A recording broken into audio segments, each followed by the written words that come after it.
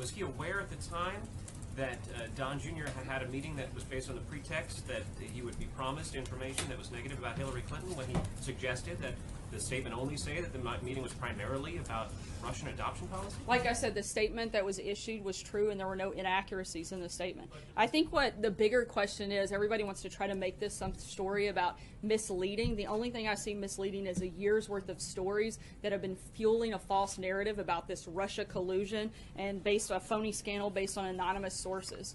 And I think that is, if we're going to talk about misleading, that's the only thing misleading I see in this entire process. Like you guys are focused on a meeting that Don Jr. had no consequence when the Democrats actually colluded with a foreign government like Ukraine. The Democrat-linked firm Fusion GPS actually took money from the Russian government while it created the phony dossier that's been the basis for all of the Russia scandal fake news. And if you want to talk further about a relationship with Russia, look no further than the Clintons. As we've said time and time again, Bill Clinton was paid $500,000 to give a speech to a Russian bank and was personally thanked by Putin for it. Hillary Clinton allowed 1/5 of America's uranium to reserve to be sold to a Russian firm whose investors were Clinton Foundation donors, and the Clinton campaign chairman's brother lobbied against sanctions on Russia's largest bank and failed to report it. If you guys want to talk about having relations, which you seem obsessed with doing, look no further than there. If you want to talk about somebody who's actually been tough on Russia,